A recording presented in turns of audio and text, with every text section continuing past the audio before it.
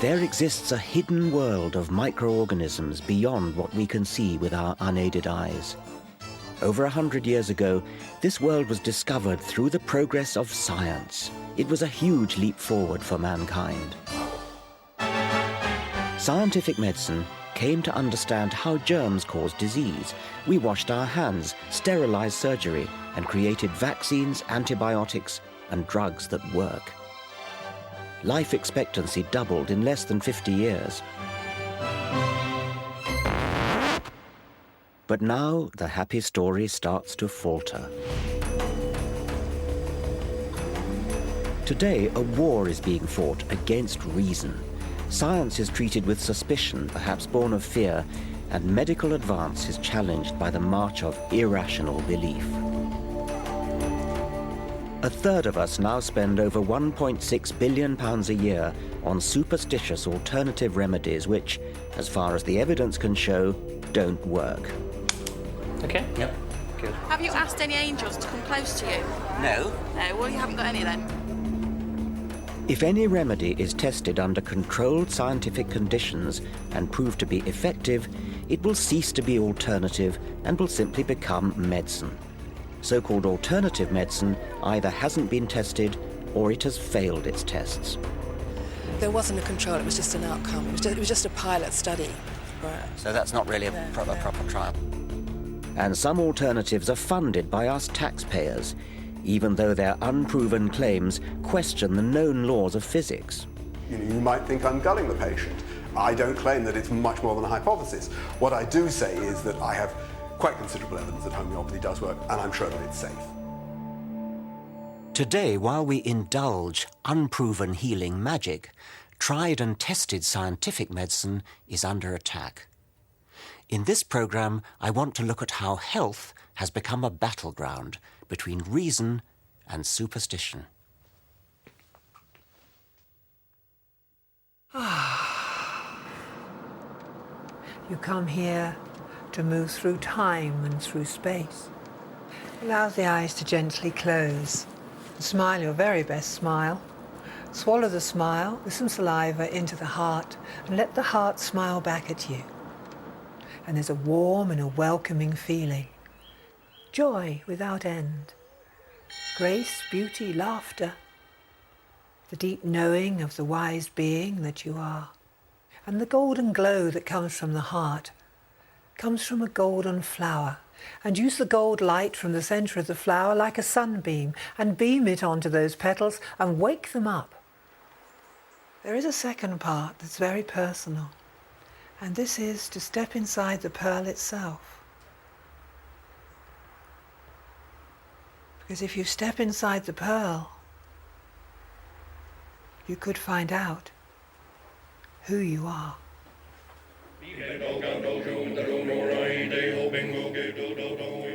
Elisis Livingston is a professional faith healer. She runs the Shambhala retreat in Glastonbury. For £140 a day, she treats patients, including those with terminal cancer, with a mix of meditation, spiritual healing, and the playing of recorded chants.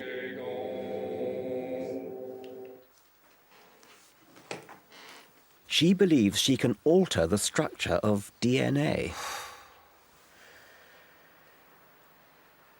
Quite an experience. Thank you very much. Yes. DNA is very interesting right now in the evolution of the human race. Every human being, except a very small percentage, has a double helix in the cell. We don't all have. Oh, everyone. You said a very small percentage. Oh, no, a very small percentage do not. Really? They have got more strands. We used to have in Atlantis 12 strands, and they're in the form of 4 triangles facing in each cell. And we forgot who we were in the experiment after Atlantis, and everything changed. Reincarnation was introduced. The soul I know what you're thinking. This woman is way out. I expected a serious program about the attack on science, and here's Richard Dawkins just picking on an easy target. But these ideas are not so weird in the irrational world of alternative health.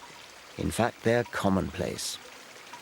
Is Elise's theory of DNA from Atlantis any more irrational than the Ayurvedic notion of chakras, 7 spinning energy wheels inside us? They're certainly great money spinners.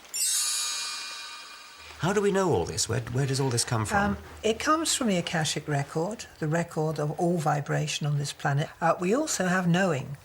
When we were doing the heart meditation, you go into the deep knowing. And the deep knowing, it really can't be argued. What you know, I know that you realise this, of course, you know. Well, I know that DNA is a double helix, but that's only been known since 1953. So how is her evidence, the knowing of this Akashic record, any worse than the evidence for homeopathic claims that the more you dilute an active ingredient, the more effective it becomes? Both depend on faith. For all things and all activations of spirit. Apparently, I'm only a few DNA strands short of the full Atlantean quota. Elisis kindly agrees to top me up. So, let's put the last triangle in.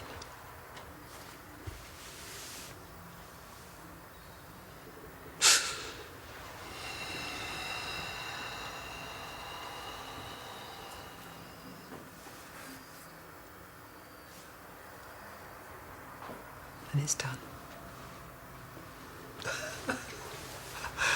Let me know in 6 months how you're feeling. I'll wait and see if I get any yes, any buzzes. Any effects. Yes.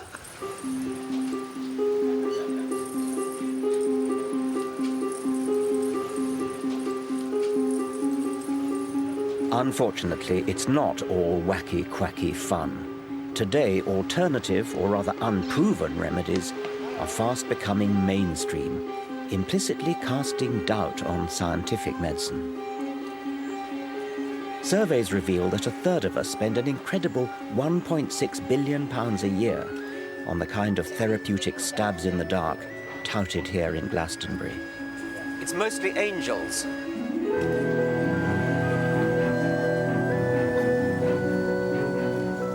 I want to find out why such superstitious nonsense is mounting a growing challenge to scientific medicine.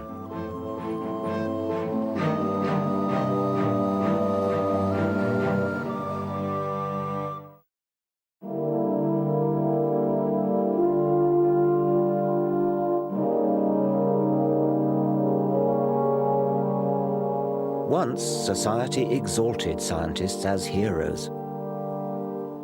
Their insights fueled tangible progress, from clean water to networked computing, self-evident benefits that we now take for granted. Yet, as science has moved on, it's become more complex and difficult to grasp. It's easier to portray scientists as the people who bring us Frankenstein food, pollute the environment, or conduct sinister experiments on defenseless little animals. In the war being fought against reason, even medicine is now under attack. Media cause célèbre, from side effects to superbugs, have bred widespread cynicism about medical progress. So much so that in 1998, the publicizing of one survey of 12 children that wrongly linked MMR vaccine with autism prompted hundreds of thousands of parents to opt their children out of entirely sensible inoculations. A hyped-up insinuation that the government and the medical establishment were conspiring to sacrifice our next generation to autism has left up to 1/5 of our children entirely unprotected against rubella, mumps, and measles, a disease with complications such as brain injury and deafness. This is what measles looks like, a potentially fatal illness now in... The number of parents inoculating their children with MMR quickly fell. There have now been epidemics in Kent and Yorkshire, and a first death from measles in 14 years. Now everybody's more confused. It just muddies the water, it's frightening. See the boy on the telly and that. It's an acute example of the danger of devaluing evidence. Where once there was reason, now there is confusion. One of the things that struck me right from the outset was how extraordinary it was that this scare got abroad when it was so insubstantial. I mean, there was really no scientific basis for it whatsoever. I find it very easy to sympathise with patients who were scared, partly because the media built it up, but also because having your child vaccinated is a positive act. It's something that you did to the child. And so somehow that's more scary than a sin of omission. Very much, and I think that's even more the case these days when people are much less familiar with the diseases against which their children have been protected by immunisation. You know, it's a generation or two since people had much experience of measles and mumps and rubella on any significant scale. And so when somebody comes along and says, well, you know, this immunisation may cause some other problem, then they're more likely to be susceptible to that. Why do you think that sort of thing happens in our society today? I think that there's a climate of anxiety, but particularly focused on issues of health. Generally, people feel, I think, more isolated, more atomised, more individuated perhaps than they did before, and these anxieties and concerns often focus on their health.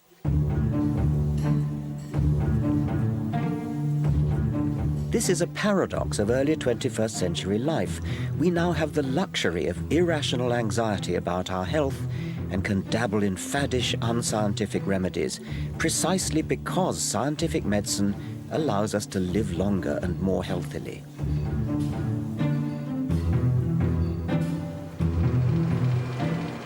Our fears are fed by newspapers, which wildly exaggerate the risks of scientific medicine and meanwhile churn out acres of positive coverage of alternative therapies. In any other field, politics say, or the next move on interest rates, journalists would ask hard questions and demand answers. But alternative medicine has managed to lodge itself in the less rigorous lifestyle and celebrity pages, essentially free advertising.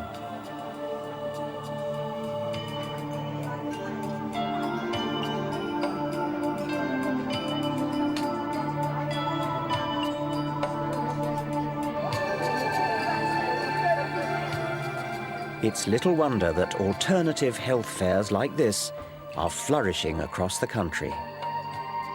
What's your line? What do you do here? Magnetic therapy. What is psychic energy? What are these wands used for?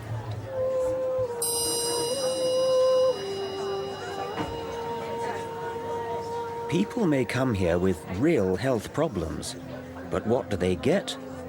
Remedies that appear to have no basis in science or evidence. People putting these in a cat's bed, they'll find the animals will go to the bed with the magnets in it. Has that been done properly with controlled trials, is it? No, not being controlled trials. They've got ancient wisdom that we don't. Right. I've always liked the saying that we should be open-minded, but not so open-minded that our brain falls out. So do we all have an angel hovering on our shoulder or something? Is that We have several. Right. Yes. Yes. Yes. Okay, how many have I got? Can you tell or... Have you asked any angels to come close to you? No. No, well, you haven't got any then. Oh, okay. The idea is that we all have some form of angelic guidance, some form of guidance that help us travel our life path. You might need strength, you might need forgiveness, you might need hope all the way through your lifetime. And the angels, as we perceive them, are those energy bands. They're parts of ourselves, they're fragments of ourselves that we can call upon and amplify to help us walk our path. These energies are a little bit like tea. You can have herb teas, you can have decaf teas, you can have all sorts of different flavours and strengths and varieties of teas. But they're all... Remember, this is a multi-billion-pound industry. Yet 80% of alternative remedies have never subjected themselves to controlled scientific trials. They depend entirely on subjective word of mouth. Oh, that feels nice. Hunches and private feeling, which may be prone to bias or possibly even delusion. The scientific method, by contrast, tests with objective experiment and statistical analysis what is effective and what is not.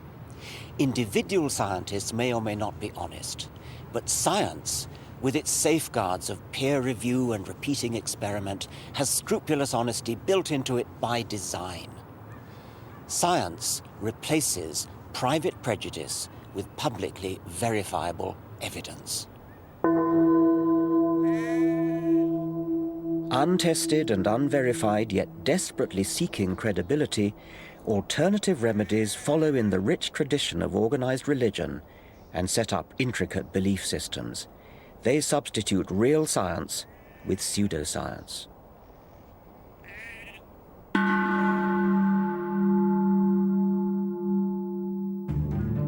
Face up or face down? You face up and you sit here. Now just guide your head so you don't bump. This matters because in the process they deny fact and misuse science. But isn't that pointing up? I just have to go there to check. In flaunting words like energy, vibration, vortex, they exploit and also distort some of science's great discoveries.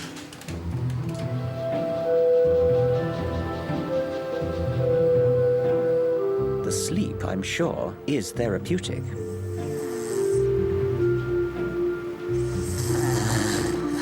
But how could these illuminated crystals be energizing my chakras as advertised?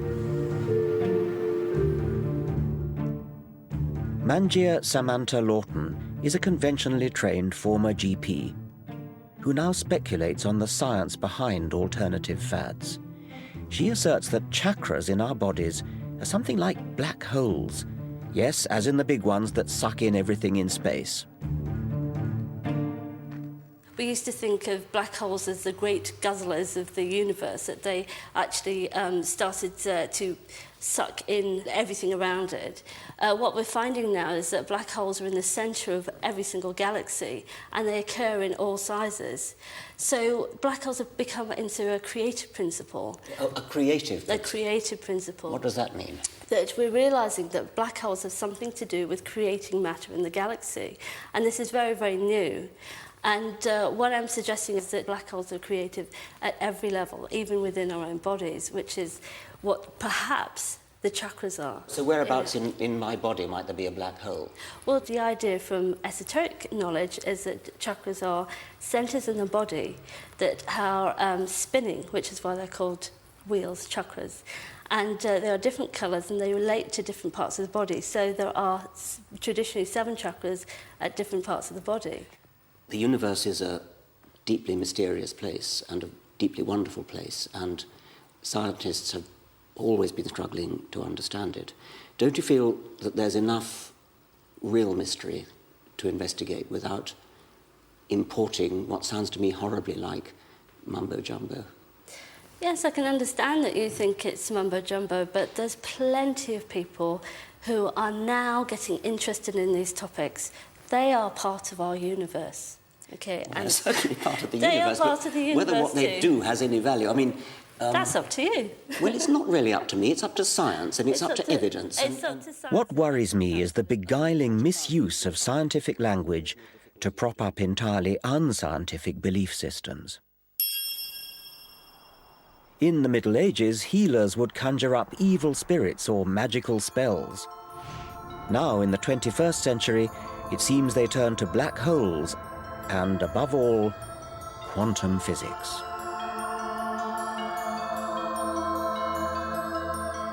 Quantum theory accounts for the anomalous behavior of light and atoms. It's astonishingly accurate, but notoriously difficult to grasp. But Deepak Chopra, who once qualified as a doctor, has seized upon quantum jargon and applied it to healing. He claims disease can be caused and cured by a shift in consciousness. If you believe in a rock, you're automatically believing in God. Chopra has managed to become a one-man alternative health industry. He's worth up to $75,000 per lecture, and in this era of self-absorption, he claims Michael Jackson, Madonna, and Hillary Clinton as followers. If you feel genuinely attractive, you'll attract other people to you. The great American physicist Richard Feynman once said, "If you think you understand quantum theory, you don't understand quantum theory."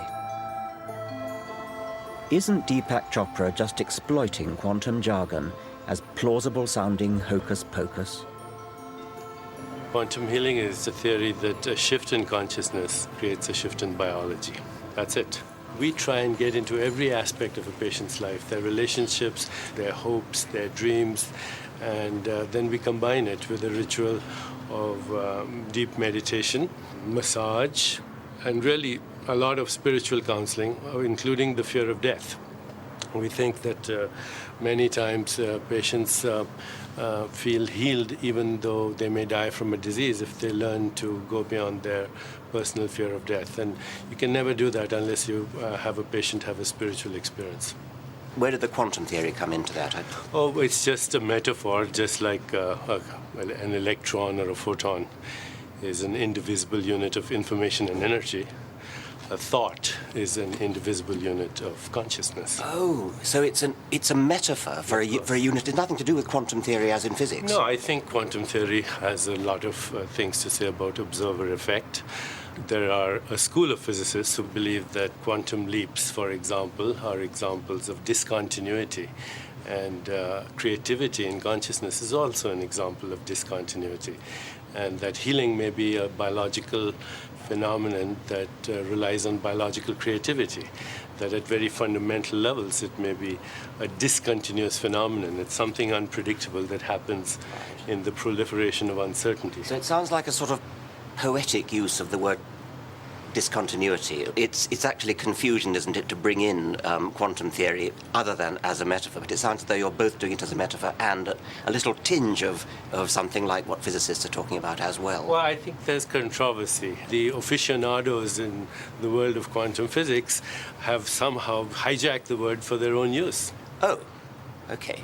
So they've hijacked your word I quantum. think what happens is that there are fundamentalists in science. That is absolutely wrong. Science's quest is to try to sort out, to tease out those bits that we don't understand Science and work has become so arrogant in its premise that it has all the answers in a mechanistic approach that it has, whilst it has gotten rid of lots of things like polio and malaria and tuberculosis in many parts of the world, we are now seeing the emergence of modern epidemics that are a result of some of the things that have come about through science. Chopra at least wears his disdain for Western science openly. The rest of us are prone to politely blurring the vital distinction between science and mumbo-jumbo. If you want to pay for unproven potions and use them in the privacy of your own home, all well and good. But such is the power of the alternative medical lobby that one seemingly bizarre remedy has become embedded in our National Health Service. Now I want to find out why we're all paying tax to fund other people's gullibility. I agree there is a plausibility problem, and I pinch myself from time to time. I quite regularly pinch myself. Is this really happening?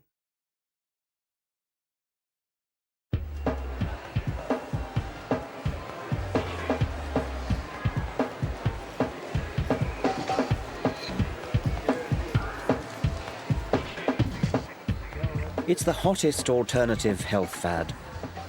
It boasts an impressively vast and well-stocked medical cabinet. It's endorsed by royalty and the stars, and is doing a booming trade in high street pharmacies. 500 million people worldwide claim to use it. What is it? It's a system for dosing up on a dilute solution of water. Welcome to the bizarre world of homeopathy. Homeopathy was dreamed up in the late 18th century as a way of boosting the body's vital spirit. One of the central tenets handed down by its founder, Samuel Hahnemann, was that like cures like. Superficially, this might sound faintly plausible, but unlike a vaccine that introduces a diminished form of a virus into the body in order to provoke its immune system, like cures like makes the unfounded assumption that what causes similar symptoms can cure those symptoms. In Hahnemann's world, dilute poison ivy cures skin rash because, undiluted, it causes a rash if touched. By the same principle, red onion can alleviate streaming eyes and snake venom stiffness. But amazingly, homeopathy gets even stranger still. Homeopaths claim that the more you dilute an active ingredient in water, the stronger medicine it becomes. Most homeopathic remedies are marked 30C. What does that mean? It means 1 part medicine to 100 to the power of 30 parts water. How much? A drop in a fish tank? No? A fish tank is nowhere near big enough.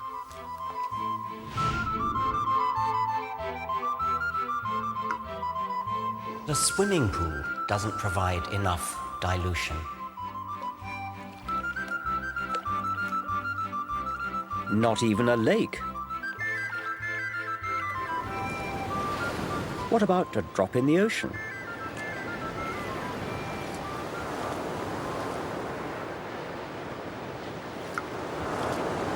But it turns out that even the sea isn't big enough. For the really approved homeopathic recipes, in order to get 1 molecule of the active substance, you need to imbibe all the atoms in the solar system. To science, just doesn't make sense. Even homeopaths acknowledge that there is not a single molecule of active ingredient in the bottle they sell you. It's just water. So how can it possibly work? In an attempt to resolve the paradox, homeopathy boldly paddles further up the creek of pseudoscience, claiming that water somehow has a memory of the now completely absent active ingredient. But wouldn't water also have memory of other, more common impurities it's come into contact with? Salt, urine. Scientists have calculated that in each glass of water we drink, at least 1 molecule has passed through the bladder of Oliver Cromwell.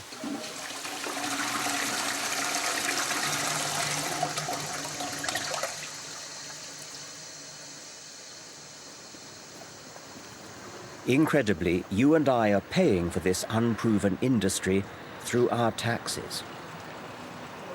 Despite the National Health Service's net £540 million deficit for 2006, the refurbishment of the Royal Homeopathic Hospital was part funded by the NHS to the tune of £10 million. That's equivalent to 500 nurses' salaries. Right here on the floor, here's a point to illustrate.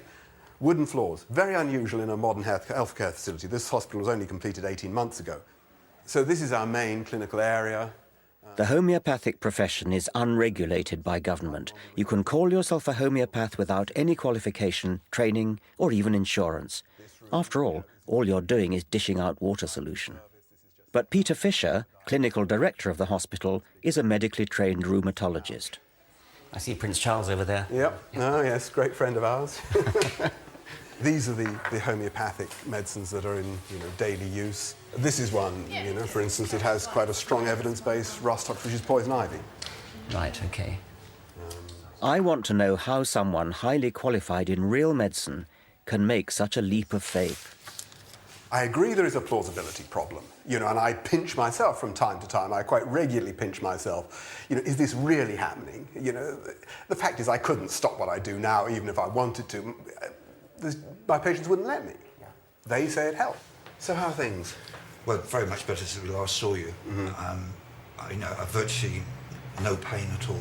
If I'm aware the symptoms are going to start again, I start taking it again, and I can feel the improvement, and then I go back to it until I need it again, Good. Oh, well, that's pretty straightforward. We just bash on the same, don't we? Yeah. I'm still taking the remedies, but you said to me, if you get little reactions, just hold off taking the remedies until they then subside. So therefore, I've been doing that. So, for example, I haven't had a remedy for a week now.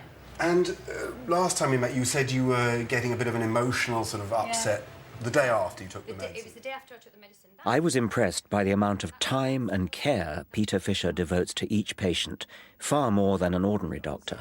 But in terms of the treatment, I would be, reluctant to make a big change. I think this is the right stuff and we may need to fiddle around with it. Like a GP, Peter Fisher prescribes medicine. But in this case, the medicine is a bit of a surprise. Thank you very much. Good. Common salt, natrium muriatic and sodium chloride, again in an ultramolecular dilution. Obviously, since it's common salt, she's obviously taking in a hell of a lot of common salt anyway. Yes, oh sure. How does the 1 Well, the truth is nobody knows. I don't know, nor does anybody else. Yeah. The question is, do you think that because we don't know and because it seems implausible, it can't work? And that may be where you and I differ. Actually, the most recent problem was your skin, wasn't it? That's right. Yeah, my hands, they've cleared up quite well. And my scalp's a lot better. While patients like these provide positive anecdotes for homeopathy, subjective stories are not enough for science. I want to pin down precisely what double-blind trials have been conducted. Over 100 have been done, some by me. On the whole, they're positive. And I worked hard on it. But in the face of great scepticism, in the face of many people who say, oh, well, yeah, we're not going to fund homeopathy, it's got to be a load of rubbish. Why do you think they say that if there really are controlled trials which show... Well, I think you're much better placed to comment on it because you're the sort of person who says that. Well, because I have read studies which have sort of meta-analyses and things which suggest that, yes, occasionally there's a slight suggestion of something, maybe a slight suggestion there, but if you take all the studies that have been done, it doesn't add up in the way that... Oh, I don't agree with that at all. Now, if a double-blind controlled trial really does show that it works, then that suggests we're dealing with an entirely new force of physics, something unknown to science. Well, I think there's a slight exaggeration. I mean, there are various hypotheses. Remarkably, nobody knows what the structure of liquid water is. So there is room, for a phenomenon analogous to, I'm not saying the same, but analogous to the storage of information by a magnetic medium, by a floppy disk or a videotape. Yes. If I were a doctor doing what you do and was convinced that it really worked, I would drop everything and really, really try to demonstrate it and win the Nobel Prize for Physics. I mean, it would be an astonishing, totally astonishing finding. That's, to be honest, one of the main reasons I got into it. Plain ambition got me into it in the first place. But I agree, it would be nice to see, a really serious programme of research done on it. Well, you're saying it has been done, and... Well, no, I'm saying that quite a lot of research has been done. I don't claim it's conclusive. Well, why not? I mean, it sounds as though... Well, because it's very diffuse. And of course, it does depend what question you're asking. Are you saying, does it benefit people? Do people feel better? And I think actually there's no doubt about that people who go to homeopathic hospitals, have homeopathic treatment, do feel better. But of course, you will say that's all because you're nice to them. This is all rather contradictory, so let's be clear about the latest evidence. In 2005, the medical journal The Lancet surveyed all the meta-analyses, the analyses of the analyses, and failed to find any reliable effect of homeopathy. Tellingly, for me, in the bigger trials, less prone to chance anomalies, homeopathy was more likely to show zero demonstrable effect.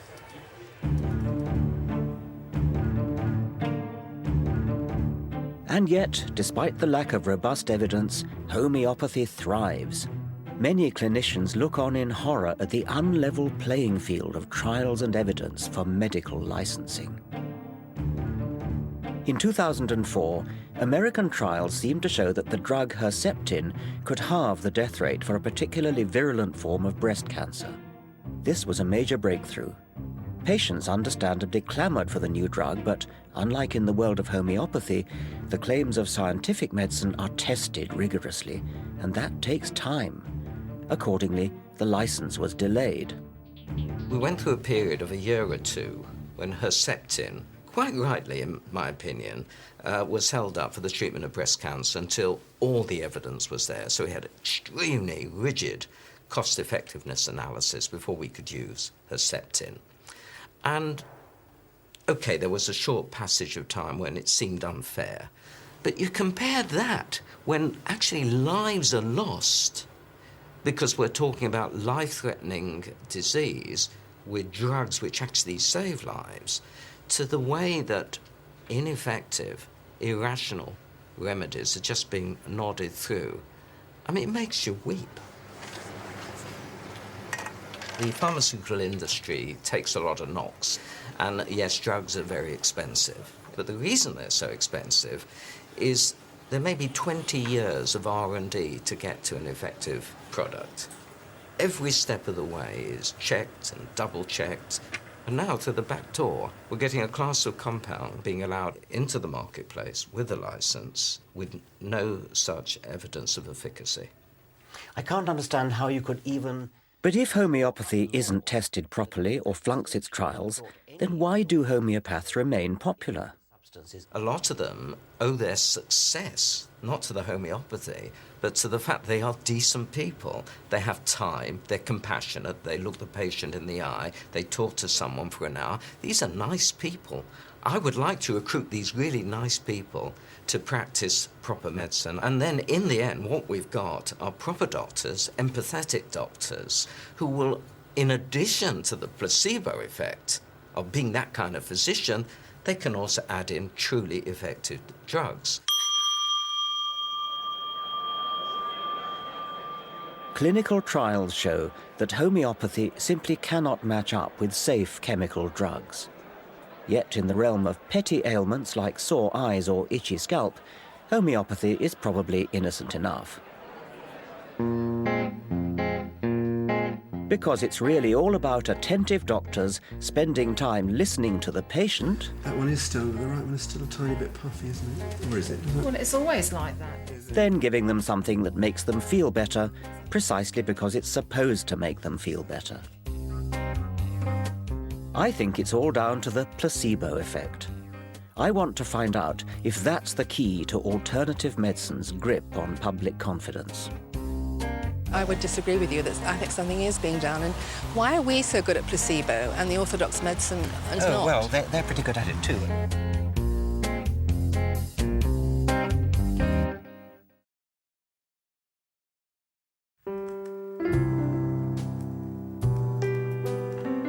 Alternative health remedies are swamping us. We've seen how most are not properly tested, how they undermine science and delude the public. Hi. Hello. How are you? Very well, thank you. Good. You in a health kinesiology session? I'd like to, yes, Do you know please. what it is? I'm hoping to learn. Okay, have a lie down. But the irony may be that in this very delusion lies their success. What we do in kinesiology is we clear energy blockages in the meridian system. There are 14 meridians or energy pathways that run up and down the body. Can they be seen with a microscope? Can you sort of look at them and... I don't think so. No? I don't think so. No, okay. Unlike the library, all right? I've got all these energy patterns okay. stored in me, and you're Yeah. just picking the one Okay. that you want. And we have baker's yeast here, all right? So I'm just going to touch a point right by your ear. This is the test for allergy. There's just no tension. It just releases completely. Okay, you want this fixed? Yes, please. Okay.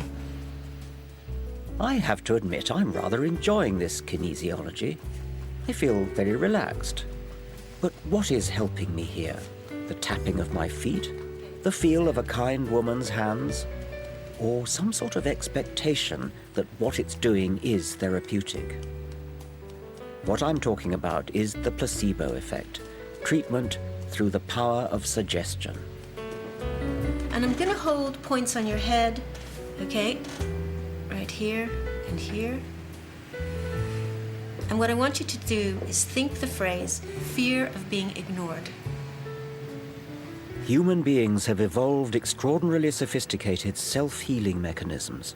Above all, a powerful immune system. Fear of being ignored. Could it be that interaction with any kind of healer acts to focus our self-healing abilities? Some evolutionary psychologists believe this may be the entirely rational explanation behind irrational remedies. Fear of being ignored.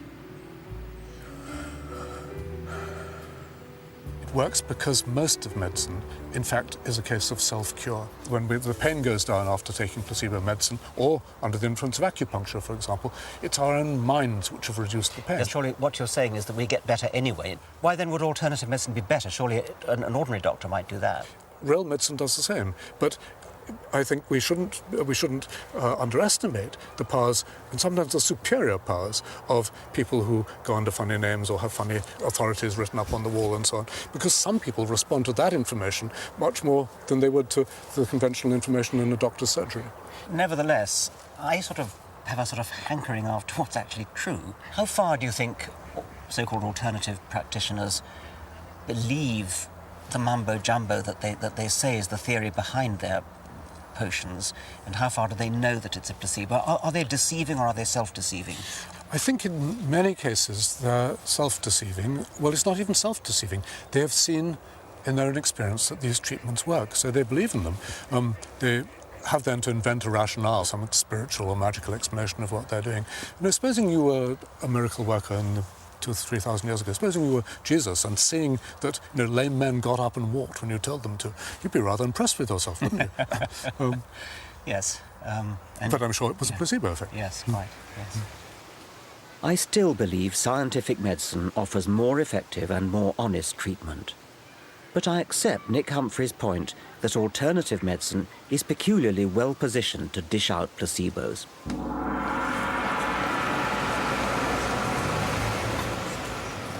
In the 24/7 globalized rat race of the 21st century, people are yearning for time out. Visiting an alternative healer provides an hour for unwinding and contemplation. And if you're lucky, exposure to piped whale music. Much of alternative medicine is about cosseting, about making the patient feel pampered, feel as though they're the center of attention. Okay, so comfort's the name of the game here, so get as comfortable as you can. So literally all I want you to do is just to relax your head, let it go. So the first thing I have to do is very gently cup and hold here. Now you're going to feel like I'm not doing anything, but it's a very gentle movements. While in our hard-pressed National Health Service, the patient-doctor encounter lasts on average just 8 minutes. See the rotation on your left? Yes. Look at the rotation on your right. It's restricted. So this is called an activate. An alternative healer usually gives you an hour. Okay? Yeah. In return for a healthy fee, of course. The Hale Clinic near London's Harley Street offers a huge array of healing arts, ancient and modern. Many may make you think you feel better without having real effect in themselves. In other words, they're placebos. If I were wanting to exploit the placebo effect, then I would do exactly what you're doing. I would have a large number of different things which look impressive, sound good, use long words, talk about quantum theory, lights flashing, and the whole point is to impress the patient. The whole point is to make the patient feel that something is being done. But something is being done. I mean, I would disagree with you that I think something is being done. And why are we so good at placebo and the orthodox medicine is not? Oh, well, they're pretty good at it too. And I mean, I find when I go to my doctor and he just talks to me, I seem to be miraculously cured as a Well, that's very, very important. It is very important. But maybe he's giving you some healing energy, you don't know. Well, he wouldn't call it that. Yes, I mean, he wouldn't call it that, but it Yes. could be. It's very, very important to talk, to find out, to take a proper case history.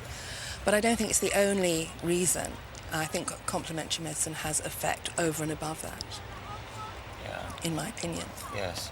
Do you ever do clinical trials on your methods, or do people come in and do them for you? We've done one study at Hammersmith Hospital on stroke patients that was funded quite a few years ago. And what treatment were you giving them? We were giving an Ayurvedic treatment called Mama Massage, and it was only a pilot study, and it showed an improvement in a certain number of patients. So what was the control in that case? There wasn't a control, it was just an outcome. It was just a pilot study. So that's not really a proper trial. Do you think there's a bit of a double standard? Doctors have to spend 6 years qualifying and so on. Isn't it just a bit too easy to set yourself up in practice without qualifications and without... Which ones were you thinking of? Well, what about the Ayurvedic one, for example? Well, there's a 4-year degree course here. What do they learn? What do they learn? They learn the principles of Ayurveda. They will learn anatomy and physiology. I mean, it's one of the oldest systems of medicine in the world, Ayurveda. It's old, yes. Doesn't make it good, though, does it? No, but it shows it has a lot of experience. The idea that ancient equals years of accumulated wisdom is a fallacy. It's a teasing irony that the moneyed classes in the rich West indulging superseded Hindu healing magic when, back in India, people are voting with their feet and opting for modern vaccines and antibiotics. Resuscitating Ayurveda today is rather like bringing back bleeding with leeches.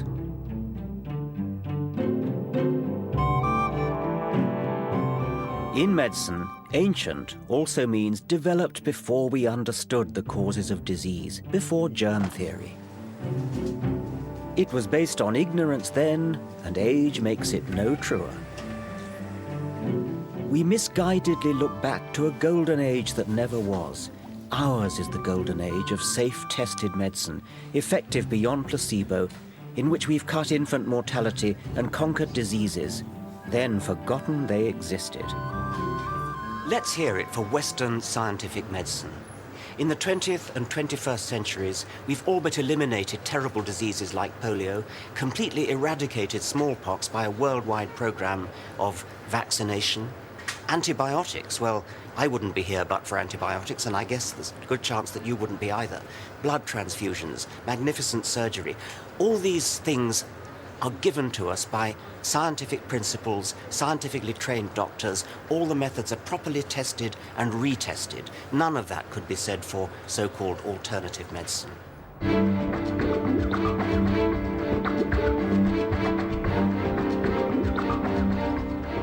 The indulgence of superstitious alternative remedies implicitly casts doubt on scientific advance and undermines confidence in real medical progress.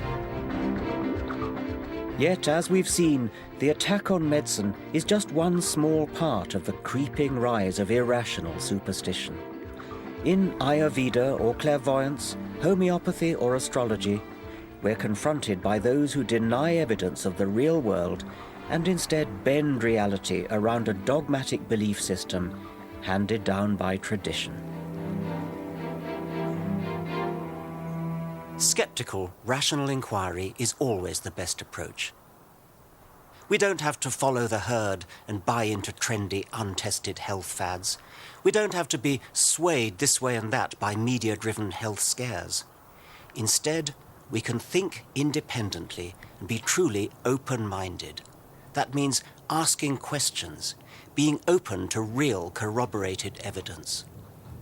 Reason has liberated us from superstition and given us centuries of progress. We abandon it at our peril.